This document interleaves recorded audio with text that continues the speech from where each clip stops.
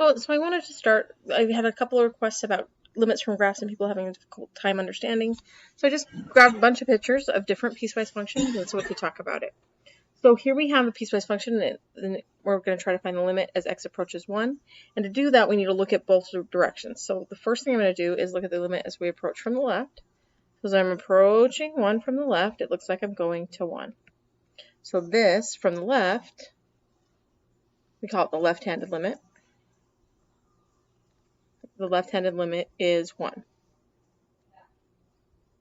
Limit. Okay. Then as I approach from the right, this way, I'm approaching 3.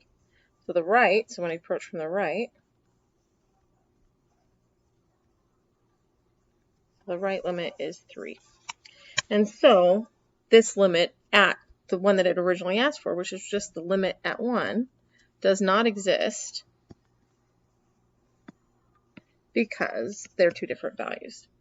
Now the other thing that you're asked sometimes is to find the value of the function, and we'll get into this later this week. I think it's this week, it might be early next week, when we talk about continuity.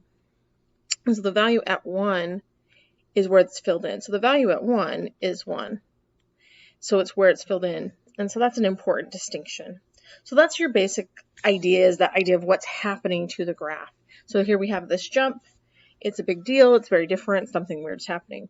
And the same thing's at 2. The limit at 2 also does not exist, the main limit, because I'm approaching two different values at 2. We have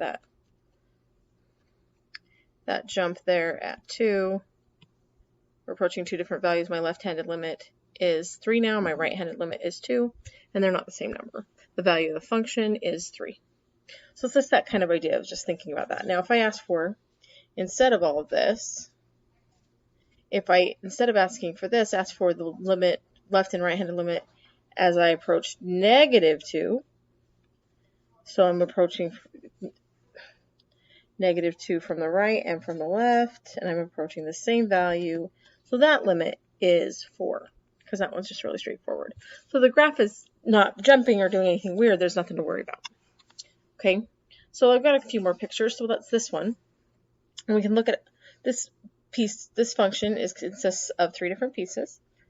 And so it's still a piecewise function, and most of these are piecewise. They tend to ask us about weird graphs, not normal graphs, because normal graphs aren't confusing, so they're going to ask about weird ones. And so as we approach -1, I'm approaching from the left and from the right, and both times I'm approaching 2. So that limit is 2. If we go instead and approach 3, we've got approaching from the left, approaching from the, let's change colors, approaching from the left, approaching from the right. We've got does not exist because our left-handed limit is 2 and my right-handed limit is 3. The value of the function, it will be asked a few times too. That's not really the point of this video. I just wanted to bring it out. So then when we look at this one, there's about a bunch of different pieces. And so if I asked for the limit at 3, could you find it? The limit at 3. So again, we look at both graphs. Where am I approaching? One side is 4, the other side is 6, therefore it does not exist. We can get really complicated with these, really complicated with these. We're not going to right now. Just trying to understand your basic gist. So that's the idea. The value of the function at 3 is 6. The limit doesn't exist. Okay, and so we use DNE. It's important with the abbreviations that you understand what they mean. They're all good. They're completely acceptable. Everybody in the calculus community kind of gets DNE, but that's kind of the idea. All right. So moving forward, we have this one, and I'm going to leave this one for you to just think about. What is the limit as I approach -1? I'm going to come back to that, and the value of the function at -1. So just put it in your head, think about it for a minute, pause the video if you need to. We'll come back to the answer in just a second.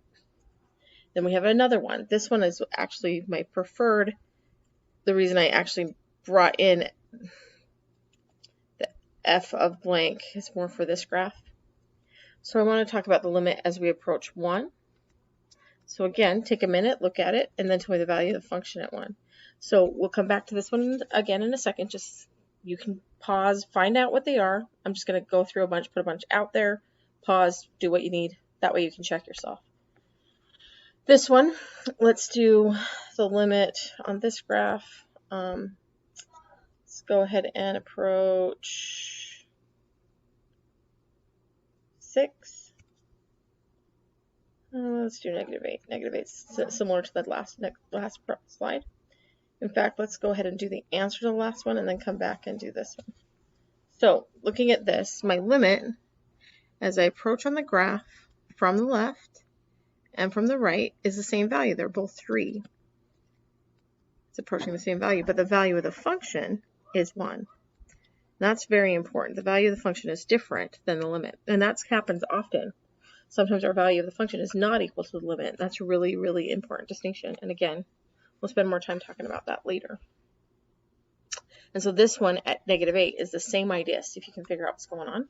Let me move this away from the, let's just move that away from the x-axis, y-axis, so you can see what's going on. Let's try that one. This one, let's do the limit at 2. This one, let's do the limit at, let's go with 1. And the value of the function, we'll ask that one also at 1. And that's it. So take a minute, process them.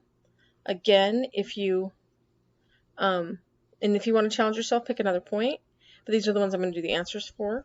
I'm just going to go back over them real fast. So limit at 1, value at 1, limit at 2. Limit at -8, value at -8. This one we did together. The limit at -1. And so those are the ones we're going to go over. So I'm about to do answers. So if you still want time to think and go back through and stuff, pause. Don't listen to me because I'm going to do the answers now. If you're still thinking, you want to take that minute to think about it. So this one, the limit at -1. So the left-handed. So when I approach from the left, I'm approaching 1.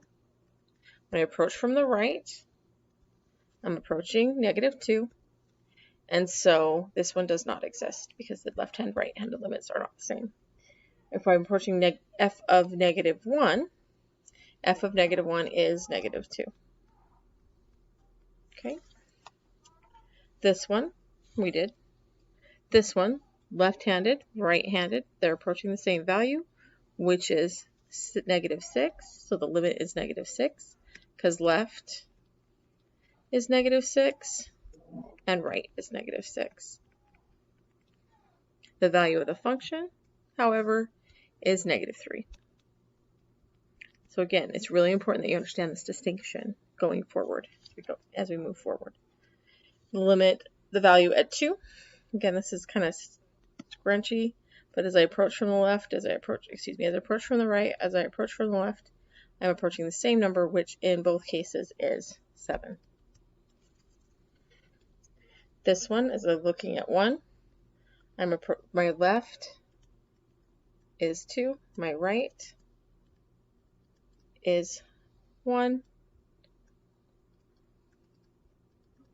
and the value of the function is -2.